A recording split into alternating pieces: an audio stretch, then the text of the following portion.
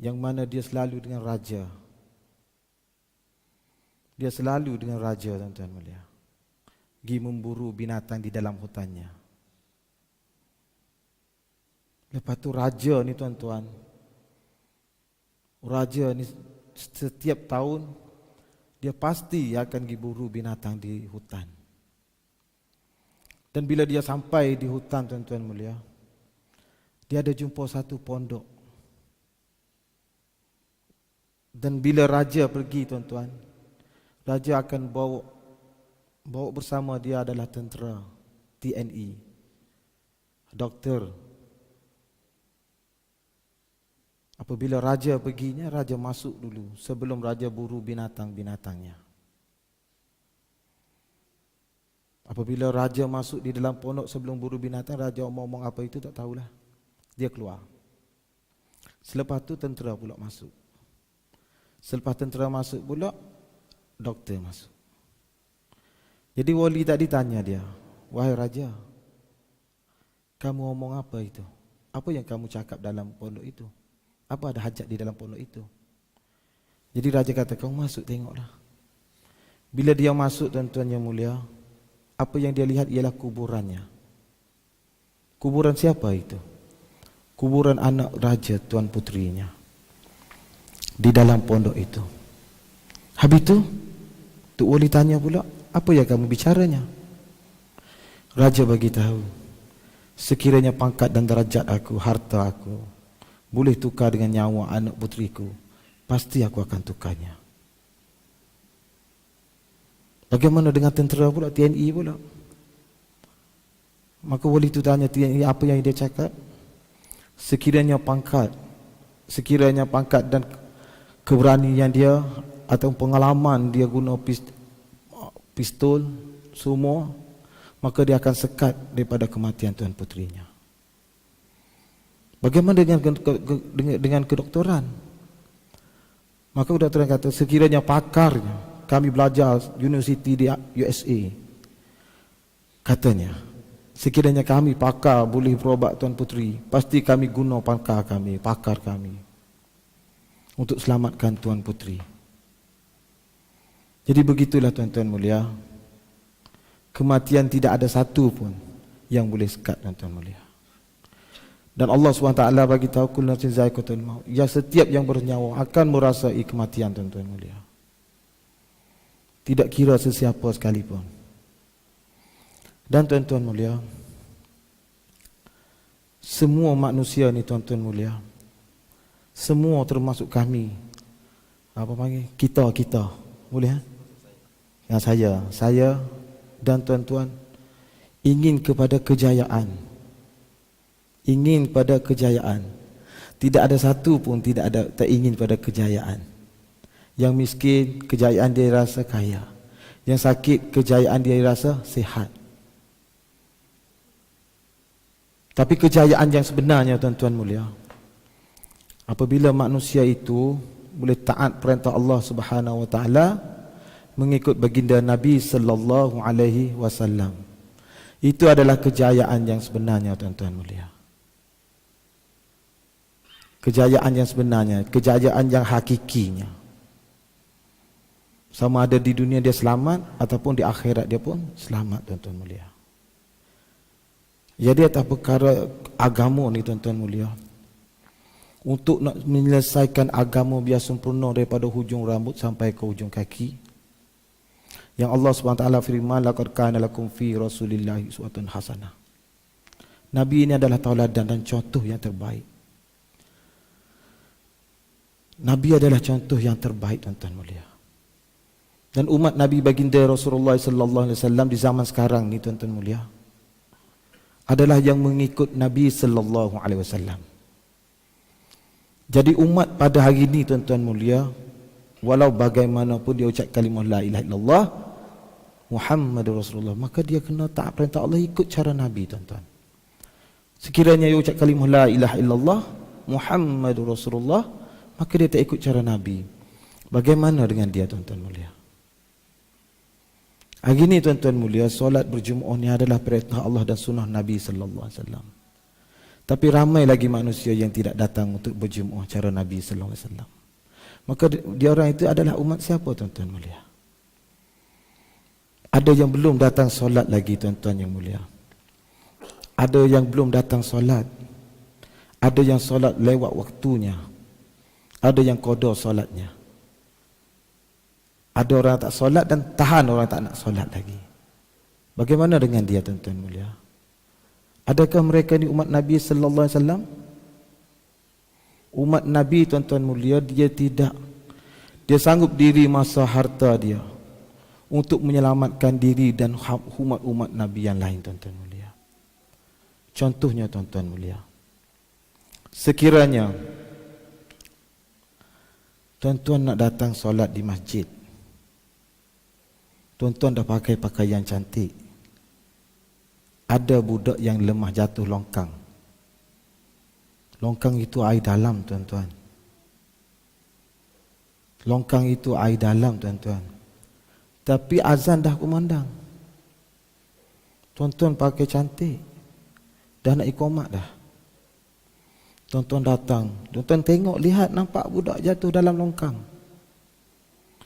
Tuan-tuan nampak budak jatuh dalam longkang. Tapi tuan-tuan sekarang orang dah azan tuan-tuan mulia. Bagaimana dengan tuan-tuan mulia? Ini perintah Allah, sunnah Nabi. Tapi itu tuan-tuan mulia, budak ya dalam airnya. Dalam 3-4 minit lagi insya-Allah innalillah. Tuan-tuan datang solat, sekejap tuan-tuan keluar pada di surau, di masjid tuan-tuan. Budak tu dah meninggal dunia. Orang dah ramai kat situ. Tuan-tuan sanggup tak tuan-tuan nak bagi tahunya, saya dah nampak budak ni tak ada, belum mati lagi, belum lahir. Tapi saya sanggup solat dulu. Saya sanggup solat dulu tuan-tuan. Lepas tu tuan-tuan bagi solat, saya ingat budak tu dah tak ada lagi. Enggak apa tuan, bukan anak tuan dan bukan saudara tuan. Tapi bagaimana dengan kalau saudara tuan, orang yang buat begitu tuan-tuan mulia. Tuan-tuan, budak dah mati tak ada apa-apa, tapi manusia yang belum datang ke rumah Allah Subhanahu wa taala, belum datang kepada Allah Subhanahu wa taala, belum datang kepada sunnah Nabi sallallahu alaihi wasallam. Yang inilah tuan-tuan yang mulia, kita patut fikir tuan-tuan mulia. Bagaimana kita nak fikir supaya mereka datang pada Allah Subhanahu wa taala? Adakah kita selamat tuan-tuan mulia di titian sirat? Adakah kita selamat tuan-tuan? Kita nak menyeberangi satu tempat tuan-tuan mulia, tuan-tuan sudah tahu hukumnya. Sekiranya orang yang pernah tuan-tuan tengok, kenal kawan, saudara mara tuan-tuan di dalam azab Allah, sedang diazab oleh Allah SWT, dan tuan-tuan lalu di titian sirat, adakah dia tak dakwa tuan-tuan? Mungkin dia dakwa kot. Hai Allah, ni orangnya, dulu aku pernah pergi rumah dia, aku pernah tolong dia, aku pernah senyum kat dia, tapi dia tak pernah mengajak aku kepada-Mu ya Allah. Bila kata la ilaha illallah Muhammadur Rasulullah, inilah sunnah Nabi, inilah kerja Nabinya, mengajak manusia kepada Allah Subhanahu wa taala, mengajak manusia kepada rumah Allah Subhanahu wa taala, bicara pasal iman dan amal tuan-tuan mulia. Takut tuan-tuan mulia. Kami satu hubungan tuan-tuan mulia daripada Malaysia, asalnya di Kelantan. Mungkin tuan-tuan pernah pergi Kelantan. Cakap lebih kurang ustaz tu pandai tu, ustaz tu imam tadi. Dia pandai cakap Kelantan jelas. Oh, Kelantan jelas. Terkejut kami tadi, masya-Allah. Jadi alhamdulillah tuan-tuan mulia, lebih-lebih lagi kami datang sini, sebelum kami datang sini kami ada berlaku kecelakaan. Tak boleh jalan baru. Okey. Jadi dengan berkat ilahi, berkat di masjid ni, kami hari ni kami dua waktu kami boleh solat tanpa kerusi. Alhamdulillah tuan-tuan, berkat tuan-tuan. Allah bagi berkat pada surau tuan-tuan, masjid tuan-tuan. Kami tak boleh jalan, kami sakit. Tapi dengan izin-Mu ya Allah, kami boleh solat dan tanpa kerusi. Jadi alhamdulillah tuan-tuan, kami datang sini 8 orang jemaah kami. Kami bentuk jemaahnya terus di Palembang, di masjid apa? Kudu apa gitu tadi? Lawang Kido tuan-tuan mulia. Mati-matian kami, lawan, sakit pun sakitlah. Untuk apa tu tuan-tuan mulia? Kami nak belajar ayat Al-Quran yang mengatakan Muhajirin, Ansar. Tuan-tuan akan jumpa tak benda ni tuan-tuan dalam hidup tuan-tuan? Muhajirin tu apa tuan-tuan mulia? Ansar tu apa tuan-tuan mulia? Quran dah bagi tahu dua di antara dua golongan apabila jumpa, fikir bagaimana untuk membangkitkan agama Allah Subhanahu Wa Taala. Jadi tuan-tuan tak susah nak je, tapi kami datang ni hanya sehari saja sini. Kalau tidak kita bakal fikir-fikir ya. Tuan-tuan tunggu solat sekejap lagi, tuan-tuan boleh tunggu solat. Tuan-tuan tunggu puasa Ramadan, bulan depan 3 bulan lagi tuan-tuan akan jumpa bulan Ramadan. Tuan-tuan akan jumpa zakat dan sebagainya, dan tuan-tuan ada duit boleh pergi haji tuan-tuan. Tapi tuan-tuan, orang Muhajirin dalam Al-Quran bagi tahu, dan orang Ansar orang tempatan. Dan kami adalah orang Muhajirin sedang belajar tuan-tuan. Sekiranya ada kesilapan kami mohon maaf pada tuan-tuan. Kami sedang belajar bagaimana dalam orang Muhajirin yang sanggup tinggal rumah, tinggal anak, isteri dan sebagainya untuk menghidupkan agama. Sebab kami tahu, bagi tahu apa ni? Masa satu perintah Allah kepada Nabi, ya ayuhan nas, sebelum Nabi berhijrah. Setelah hijrah daripada Mekah ke Madinah, ya ayyuhan lazina amanu, wahai yang orang yang beriman. Jadi kami belajar tuan-tuan mulia. Jadi kami datang sini semata-mata untuk membangunkan agama, untuk diri kami dan tuan-tuan, untuk suasana hidupkan agama. Dan agama ni tuan-tuan bukan kita yang beri hidayat pada orang tuan-tuan. Kadang-kadang tuan-tuan tengok mana ada hidayat. Agama ni hidayat daripada Allah tuan-tuan mulia. Satu kisah Abbas bin Midras. Dia tak pernah pun kena dakwah kepada Nabi sallallahu alaihi wasallam dan sahabat tuan-tuan mulia. Tetapi dengan pengorbanan sahabat Bilal, batu letak di badan. Banyak sahabat-sahabat yang kita pernah dengar, ada kena tarik dengan kuda, ada kena camti dan sebagainya, ada kena bunuh dan sebagainya, ada kena potong leher sebagainya. Bila pengorbanan yang telah dilakukan oleh sahabat, maka gembira Allah, maka Allah Taala akan hidayat di mana-mana saja. Di mana-mana saja tuan-tuan. Abbas bin Midras ni dia buat patung di bukit, dia buat patung. Sehingga patung tu tak nak cakap lagi. Patung bagi tahu, wahai Abbas bin Midras, kamu kena pergi ke Mekah, jumpa dengan Nabi, satu orang ni lah je benar. Abbas tak pernah jumpa pun sahabat. Begitu juga di satu tempat yang kami pernah pergi sekali di Thailand. Di Thailand. Kalau bahasa Siam kata ti pratet Thai. Tuk mai? Tuk na? Dia boleh ngomong bahasa Siam lagi ustaz ni. Pening sama. Harap lagi. Di negara Siam tuan. Di negara Siam tu dia satu orang yang buat patung. Sini ada tak? Tak ada kan? Lebih lagi tatu aja yang buat ni, nampak biru-biru, hitam-hitam tekuk apa ni. Tapi di Thailand ni tuan-tuan mulia, dia buat patung tuan-tuan mulia. Besarnya. Tak ada pernah pun dia tahu pasal Islam apa pun. Tapi dengan pengorbanan yang jalan-jalannya rata tempat ni, pengorbanan tuan-tuan, setelah dia bikin patung tu patah. Patung yang besar tu patah kena kaki dia tuan. Patah kaki dia pula. Dia bangun, dia guna kapak tu tuan-tuan, dia pukul. Ya tu celaka betul lah kau patung ni.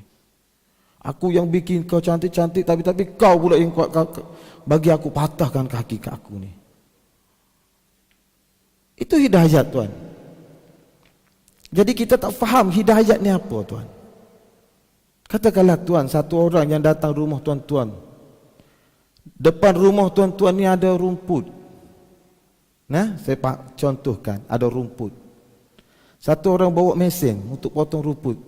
Tapi dia mau duit 50 juta, 5 juta, 500 ribu.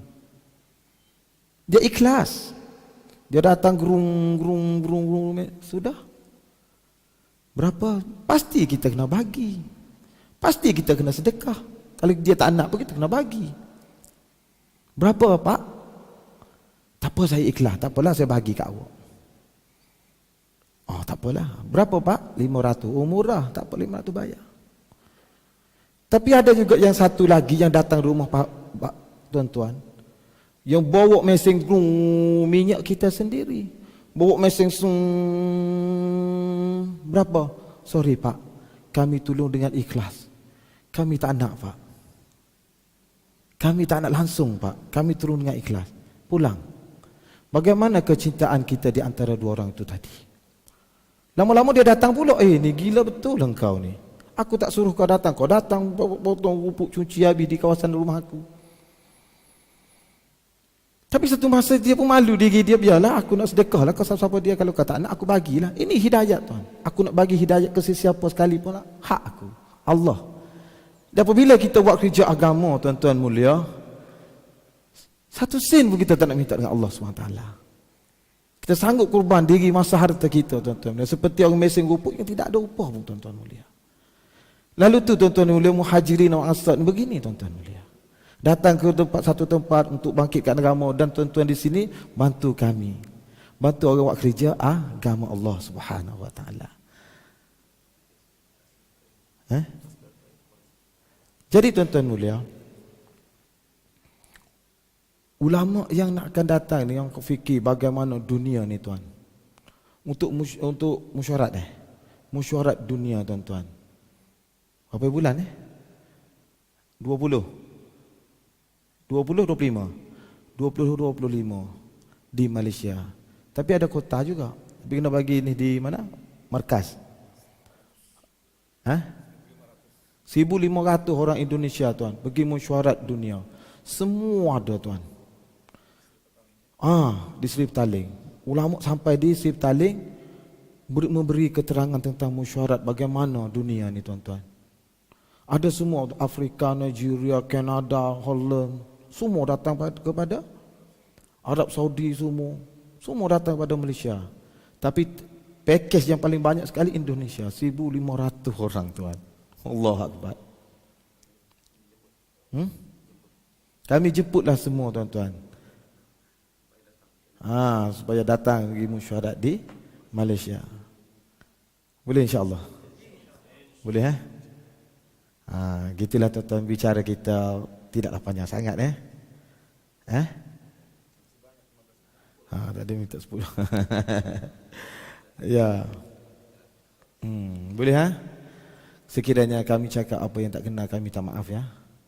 Kami minta maaf pada tuan-tuan, dan kami mohon maaf pada Allah SWT. Minta Allah Ta'ala ni maafkan saya lah. Boleh insya-Allah Boleh Subhanallah, kita tutup majlis dengan tasbih kifarah. Subhanallah wa bihamdihi, subhanakallahumma wa bihamdika, asyhadu an la ilaha illa anta, astaghfiruka wa atubu ilaik.